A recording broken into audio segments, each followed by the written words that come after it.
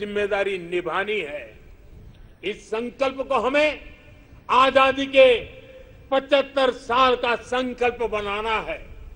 आज मैं खुशी देशवासियों से साझा कर रहा हूं। मुझे लाखों बेटियों के संदेश मिलते थे कि वो भी सैनिक स्कूल में पढ़ना चाहती हैं। उनके लिए भी सैनिक स्कूलों के दरवाजे खोले जाएं। 2-2.5 साल पहले मिजोरम के सैनिक स्कूल में पहली बार बेटियों को प्रवेश देने का हमने एक छोटा सा प्रयोग प्रारंभ किया था। अब सरकार ने तय किया है कि देश के सभी सैनिक स्कूलों को देश की बेटियों के लिए भी खोल दिया जाएगा। देश के सभी सैनिक स्कूलों में अब बेटियां भी पढ़ेगी। विश्व में नेशनल सिक्योरिटी का जितना महत्व है, वैसा ही महत्व एनवायरमेंट सिक्योरिटी को दिए जाने लगा है। भारत आज एनवायरमेंटल सिक्योरिटी की एक मुखर आवाज है।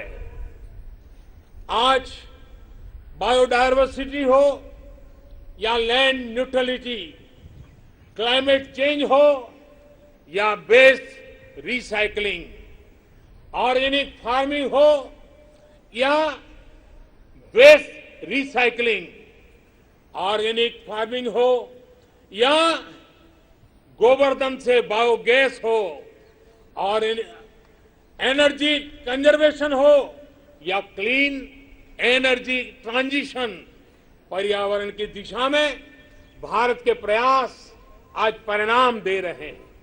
भारत ने वन क्षेत्र को या फिर नए नेशनल पार्क की संख्या, बाघों की संख्या और एशियाटिक लायन सभी में वृद्धि हर देशवासी के लिए खुशी की बात है।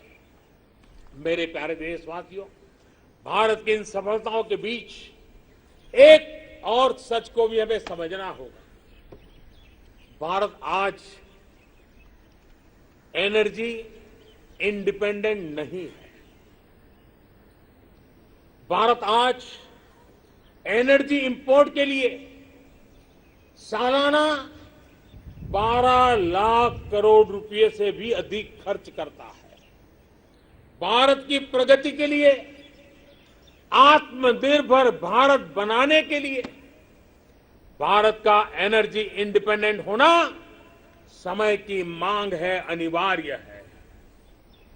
इसलिए आज भारत को यह संकल्प लेना होगा कि हम आजादी के 100 साल होने से पहले भारत को एनर्जी इंडिपेंडेंट बनाएंगे। और इसके लिए हमारा रोड मैप बहुत स्पष्ट है। गैस बेस्ड इकोनॉमी है, देश भर में सीएनजी पीएनजी का नेटवर्क हो, 20% इथेनॉल ब्लेंडिंग का टारगेट हो। भारत एक तय लक्ष्य के साथ आगे बढ़ रहा है। भारत ने इलेक्ट्रिक मोबिलिटी की तरफ भी कदम बढ़ाया है और रेलवे के 100% इलेक्ट्रिफिकेशन पर भी काम तेज गति से आगे बढ़ रहा है। भारतीय रेलवे ने 2030 तक नेट जीरो कार्बन एमिटर बनने का लक्ष्य रखा है। इन सारे प्रयासों के साथ ही देश मिशन सर्कुलर इकोनॉमी इस पर भी बल दे रहा है। हमारी व्हीकल स्क्रैप पॉलिसी इसका एक बड़ा उदाहरण है। आज G20 के जो देशों का समूह है, उसमें भारत एकमात्र देश ऐसा है जो अपने क्लाइमेट गोल्स को प्राप्त करने की दिशा में तेजी से आगे बढ़ रहा है। भारत ने इस दशक के अंत तक रिन्यूएबल एनर्जी के 450 गीगावाट का लक्ष्य तय किया है। 2030 तक 450 गीगावाट। इसमें से 100 गीगावाट के लक्ष्य को भारत ने तय समय से पहले हासिल कर लिया है। हमारे ये प्रयास दुनिया को भी एक भरोसा दे रहे हैं। ग्लोबल स्टेज पर इंटरनेशनल सोलर अलायंस का गठन इसका बड़ा उदाहरण है। भारत आज जो भी कार्य कर रहा है उसमें सबसे बड़ा लक्ष्य है जो भारत को क्लाइमेट जंप देने वाला है। क्लाइमेट के क्षेत्र में क्वांटम जंप देने वाला है, वो है ग्रीन हाइड्रोजन का क्षेत्र।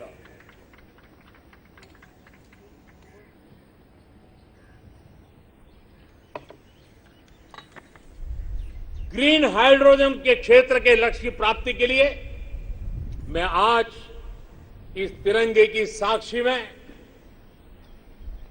नेशनल हाइड्रोजन मिशन की घोषणा कर रहा हूं।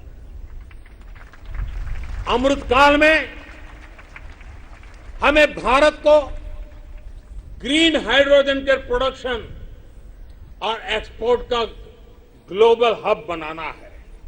ये ऊर्जा के क्षेत्र में भारत की एक नई प्रगति उसको आत्मनिर्भर बढ़ाएगा और पूरे विश्व में क्लीन एनर्जी ट्रांजिशन की नई प्रेरणा भी बनेगा। ग्रीन ग्रोथ से ग्रीन जॉब के नए नए अवसर हमारे युवाओं के लिए, हमारे स्टार्टअप के लिए आज दस्तक दे रहे हैं। मेरे प्यारे देशवासियों, 21वीं सदी का आज का भारत बड़े लक्ष्य गढ़ने और उन्हें प्राप्त करने का सामर्थ्य रखता है। आज भारत उन विषयों को भी हल कर रहा है जिनके सुलझाने में दशकों से, सदियों से इंतजार था। आर्टिकल 370 को बदलने का ऐतिहासिक फैसला हो, देश को टैक्स के जाल से मुक्ति दिलाने वाली व्यवस्था, जीएसटी हो, हमारे फौजी साथियों के लिए वन रैंक वन पेंशन का निर्णय हो, राम जन्मभूमि केस का शांतिपूर्ण समाधान, ये सब हमने बीते कुछ वर्षों में सच होते देखा है। त्रिपुरा में दशकों बाद ब्रू रियांग समझौता होना हो, ओबीसी कमीशन को संवैधानिक दर्जा देना हो, या फिर जम्मू कश्मीर में आजादी के पहली बार बीडीसी और डीडीसी चुनाव, भारत की संकल्प शक्ति लगातार सिद्ध कर रहा है। आज कोरोना के दौर में भारत में रिकॉर्ड विदेशी निवेश आ रहा है। भारत का विदेशी मुद्रा भंडार भी अब तक के सबसे ऊंचे स्तर पर है। सर्जिकल स्ट्राइक और एयर स्ट्राइक करके भारत ने देश के दुश्मनों को नए भारत के सामर्थ्य का संदेश भी दे दिया है। ये बताता है कि भारत बदल रहा है, भारत बदल सकता है। भारत कठिन से कठिन फैसले भी ले सकता है और कड़े से कड़े फैसले लेने में भी भारत झिझकता नहीं है, रुकता नहीं है। मेरे प्यारे देशवासियों, सेकंड वर्ल्ड वॉर के बाद, द्वितीय विश्व युद्ध के बाद वैश्विक संबंधों का स्वरूप बदल गया। कोरोना के बाद भी पोस्ट कोरोना नए वर्ल्ड ऑर्डर की संभावना है। कोरोना के दौरान दुनिया ने भारत के प्रयासों को देखा भी है और सराहा भी है। आज दुनिया भारत को एक नई दृष्टि से देख रही है इस दृष्टि के दो महत्वपूर्ण पहलू हैं। एक आतंकवाद और दूसरा विस्तारवाद। भारत इन दोनों ही चुनौतियों से लड़ रहा है और सधे हुए तरीके से बड़ी हिम्मत के साथ जवाब भी दे रहा है। हम भारत अपने दायित्वों को सही तरीके से निभा पाए, इसके लिए हमारी रक्षा तैयारों को भी उतना ही सदृढ़ रहना होगा। रक्षा के क्षेत्र में देश को आत्मनिर्भर बनाने, भारत की कंपनियों को प्रोत्साहित करने के लिए हमारे मेहनती उद्यमियों को नए अवसर उपलब्ध कराने के लिए हमारे प्रयास निरंतर जारी है। मैं देश को विश्वास दिलाता हूं कि देश की रक्षा में लगी हमारी सेनाओं के हाथ मजबूत करने के लिए हम कोई कसर नहीं छोड़ेंगे। मेरे प्यारे देशवासियों, आज देश के महान विचारक श्री अरबिंदो की जन्म जयंती भी है। साल 2022 में उनका 150वां जन्म जयंती का पर्व है।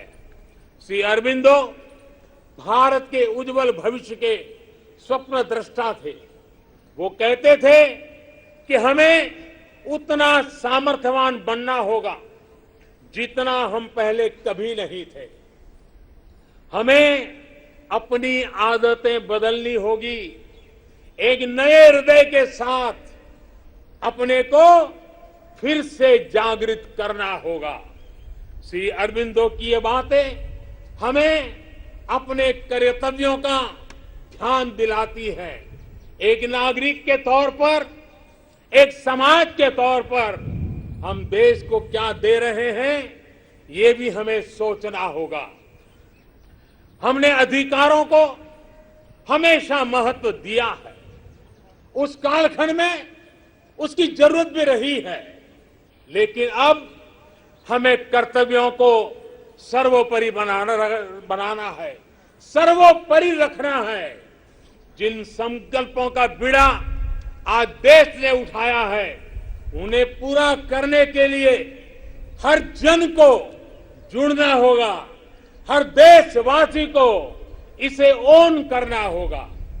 देश के जल संरक्षण का अभियान शुरू किया है तो हमारा कर्तव्य है पानी बचाने को अपनी आदत से जोड़ना। देश अगर डिजिटल लेन देन पर बल दे रहा है तो हमारा भी कर्तव्य है कि हम भी कम से कम कैश वाला ट्रांजैक्शन करना।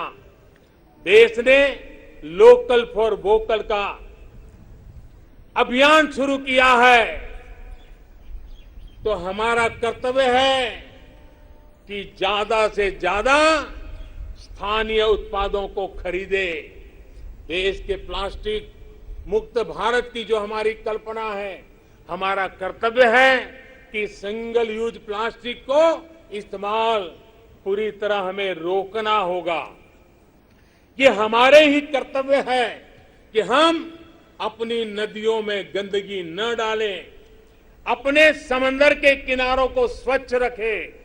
हमें स्वच्छ भारत मिशन को भी एक और नए मुकाम तक पहुंचाना है। आज जब देश आजादी के 75 वर्ष के उपलक्ष्य में आजादी का अमृत महोत्सव मना रहा है तो हमें इस आयोजन से जुड़ना भी, उसके में बढ़ चढ़ करके हिस्सा लेना, संकल्पों को बार बार जगाते रहना, ये हम सबका कर्तव्य है। अपने स्वाधीनता संग्राम को ध्यान में रखते हुए